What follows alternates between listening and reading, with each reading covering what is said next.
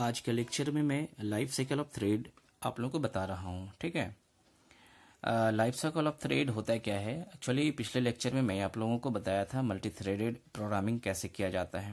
ठीक है, तो सबसे पहले देखते हैं, आइए लाइफ साइकिल ऑफ थ्रेड में स्टेट्स, थ्रेड के स्टेट्स क्या होते हैं। सबसे पहला न्यूबॉर्न स्टेट है, रनेबल स्टेट है, रनिंग स्टेट है, ब्लॉक्ड स्टेट है, डेड स्टेट है। ठीक है, तो ये थ्रेड किसी न किसी एक स्टेट में होगा, चाहे वो न्यूबॉर्न होगा, रनेबल होगा, रनिंग होगा, कहीं ना कहीं वो एक स्टेट में होगा। ठीक है, तो चलिए वन बाय वन करके हम देखते हैं। सबसे पहला है न्यूबॉर्न स्टेट जो होगा। उसके पहले हम देख लेते हैं थ्रेड के कुछ यहाँ पे और भी पॉइंट्स है। यहाँ पे a thread is one of this 5 states, किसी एक स्टेट्स में होगा। ठीक है, दूसरा क्या है, it can move from one state to another. It can move from one state to another, एक स्टेट से दूसरे स्टेट में ये मूव कर सकता है। तीसरा है अ थ्रेड हैज वेरियस मेथड्स, बहुत सारे मेथड्स थ्रेड में होंगे जिसको अप्लाई किया जाएगा और इसी मेथड्स के जरिए हम एक स्टेट से दूसरे स्टेट में थ्रेड को मूव करा सकते हैं। ठीक है, अब आपके सामने एक डायग्राम बना हुआ है जिसको हम कहते हैं state transition diagram of a thread. इस डायग्राम में हमने कुछ स्टेट्स जो मैंने पहले स्टेट बताया आपको, जैसे सबसे पहला न्यूबॉर्न स्टेट है, फिर रनेबल स्टेट है, रनिंग स्टेट है, ब्लॉक्ड स्टेट है और डेड स्टेट है। ठीक है, इस न्यूबॉर्न स्टेट को हम न्यू थ्रेड कहेंगे। रनेबल और रनिंग जो है एक्टिव थ्रेड में आएगा, ब्लॉक जो है वो आइडल थ्रेड में जाएगा और डेड जो है वो किल्ड थ्रेड में जाएगा। इसमें कुछ आप मेथड्स देख रहे हैं, स्टॉप है, स्टार्ट स्टॉप, ठीक है, resume, notify, suspend, sleep wait. तो ये सब थ्रेड्स के मेथड है जिसके जरिए से हम एक थ्रेड से दूसरे थ्रेड में या एक स्टेट से दूसरे स्टेट में मूव करा सकते हैं थ्रेड को। ठीक है, चलिए वन बाय वन करके हम देखते हैं। सबसे पहले हमारे पास है न्यू बॉर्न थ्रेड है। सबसे पहले जो है न्यू बॉर्न थ्रेड है।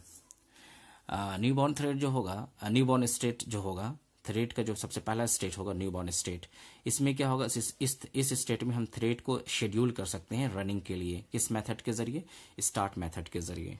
और दूसरा क्या कर सकते हैं, हम उस थ्रेड को स्टॉप भी कर सकते हैं, किल भी कर सकते हैं। किस मेथड के जरिए, स्टॉप के। तो अगर हम स्टार्ट मेथड के जरिए शेड्यूल करेंगे रनिंग के लिए तो वो थ्रेड कहाँ जाएगा, न्यू बॉर्न से रनेबल स्टेट में जाएगा। अगर हम स्टॉप मेथड अप्लाई करें उस न्यू बॉर्न थ्रेड के साथ तो कहाँ जाएगा, वो डेड स्टेट में चला जाएगा। ठीक है, चले अब देखते हैं रनेबल स्टेट क्या होता है।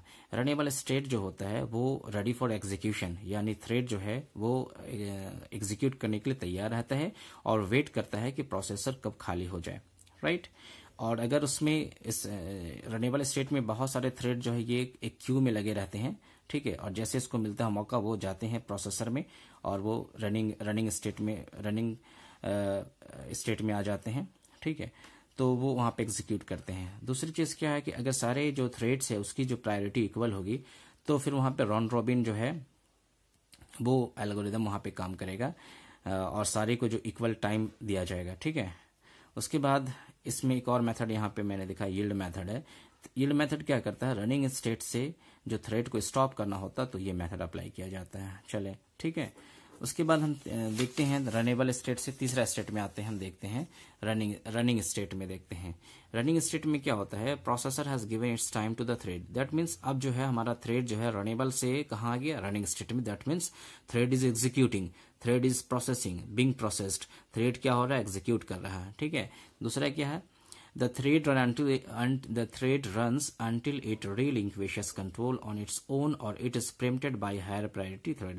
ये थ्रेड जो है ये रन करता रहेगा उस वक्त जब तक कि उसको रिलिंक्विश ना कर दिया जाए, यानी कि उसका कंट्रोल हटा ना दिया जाए या फिर उसके सामने कोई हायर प्रायोरिटी का थ्रेड ना आ जाए। ठीक है, तो ऐसे कंडीशन जनरली जनरेट होते हैं।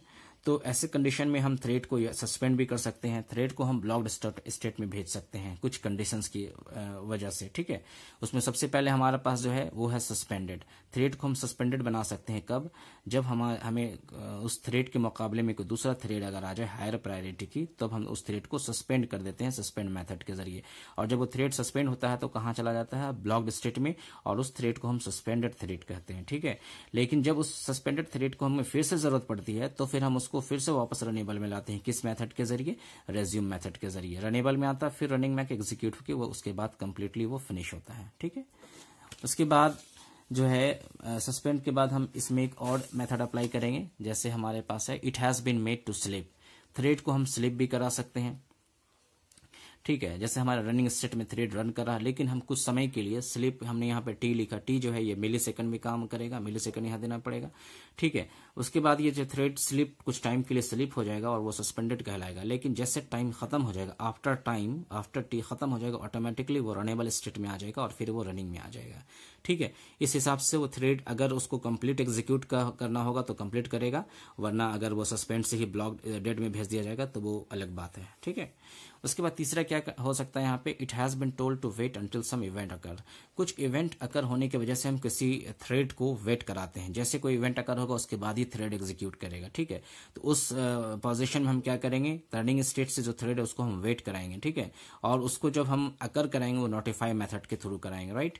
तो जैसे कोई इवेंट अकर होता है हमारे प्रोग्राम में या हमारे जो वेब पेज में कोई थ्रेड रन अकर होता है, जो इवेंट अकर होता है, तो वहां पे क्या होगा, उसके बाद ही थ्रेड जो है नोटिफाई होगा और रनेबल में आएगा, उसके बाद रनिंग में आएगा, ठीक है। तो ये 3 पॉइंट्स हमने देखा रनिंग स्टेट्स में, सस्पेंड है, स्लीप है, सस्पेंड है, स्लीप है और फिर वेट है, ठीक है। तो ये रनिंग स्टेट था। इसके बाद रनिंग स्टेट के बाद हम देखते हैं हमारे पास जो है ब्लॉक्ड स्टेट है, ठीक है।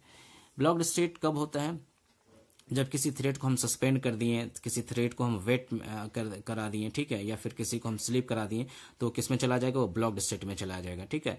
ब्लॉक्ड स्टेट में जो थ्रेड जाएगा वो जो है नॉट रनेबल होगा उस वक्त, लेकिन क्या होगा, not runnable but not dead, ठीक है ना। रनेबल नहीं है, उस वक्त वो रन तो नहीं कर रहा, लेकिन उसको डेड नहीं कहा जाएगा, ठीक है। यानी उसको हम क्या कर सकते हैं, उस थ्रेड को वापस फिर हम रनेबल स्टेट में ला सकते हैं और उस थ्रेड को अगेन रन कराया जा सकता है, ठीक है। वो कंप्लीटली डेड नहीं होगा, ब्लॉक्ड में स्टेट में जो थ्रेड होगा कंप्लीटली डेड नहीं होगा, वो सिर्फ नॉट रनेबल होगा उस वक्त के लिए, उस पोजीशन के लिए, कुछ टाइम के लिए, कुछ इवेंट्स के लिए, ठीक है। उसके बाद ही वो रनेबल में आएगा जब हम कुछ मेथड्स अप्लाई करेंगे। मैंने कुछ मेथड्स आपको दिखाया था, जैसे रेज्यूम, नोटिफाई, इस मेथड्स के जरिए हम वापस ब्लॉक्ड स्टेट से रनेबल में ले जा सकते हैं। फाइनल हमारे पास थ्रेड क्या होगा, डेड स्टेट है। डेड स्टेट में अगर कोई थ्रेड चला गया तो वहां से वो वापस नहीं आ सकता है, ठीक है। डेड स्टेट में जो थ्रेड जाएगा वो किसी भी स्टेट से जा सकता है, या न्यूबॉर्न स्टेट हो, या एक्टिव स्टेट हो, या ब्लॉक्ड स्टेट हो, तीनों स्टेट में से वो किसी भी स्टेट से वो डेड स्टेट में जा सकता है। लेकिन अगर उस स्टेट में थ्रेड चला गया तो वहां से वापस कभी नहीं आएगा। इसमें 2 चीज समझना है, एक नेचुरल डेथ है और एक प्री मैच्योर डेथ है। अगर कोई थ्रेड जो कंप्लीट एग्जीक्यूट करके डेड स्टेट में जाता है तो उसको हम क्या कहते हैं, नेचुरल डेथ। लेकिन अगर कोई जो थ्रेड है वो बिना एग्जीक्यूट किए, जैसे न्यूबॉर्न हुआ, उसको किल कर दिया गया, या एक्टिव थ्रेड से जो है रनेबल स्टेट से वहीं से उसको स्टॉप कर दिया गया, तो उस थ्रेड को हम क्या कहेंगे, प्री मैच्योर डेथ कहेंगे, ठीक है ना। तो ये completely life cycle of thread था जिसको मैंने आपको बताया, और हर एक स्टेट्स में अलग अलग मेथड जो है वो अप्लाई होते हैं। और इसको डायग्राम आप फिर से देखिएगा, समझिएगा। इसमें कुछ मेथड जैसे यहाँ पे सस्पेंड, स्लीप, वेट है, इसके जरिए से हम क्या कर सकते हैं, थ्रेड को ब्लॉक कर सकते हैं, फिर यहाँ से ये वापस आ जाएगा, ठीक है ना, रेज्यूम और नोटिफाई से, राइट। तो ये एग्जाम के लिए भी इंपॉर्टेंट है। लाइफ साइकिल ऑफ थ्रेड या मल्टी थ्रेडिंग प्रोग्रामिंग से एक क्वेश्चन पूछता है, उसमें से ये क्वेश्चन जो है लाइफ साइकिल ऑफ थ्रेड बहुत ही इंपॉर्टेंट है, ठीक है। तो इससे रिलेटेड अगर कोई डाउट होगा तो कमेंट सेक्शन में ज़रूर कमेंट कीजिएगा आप। Thank you very much.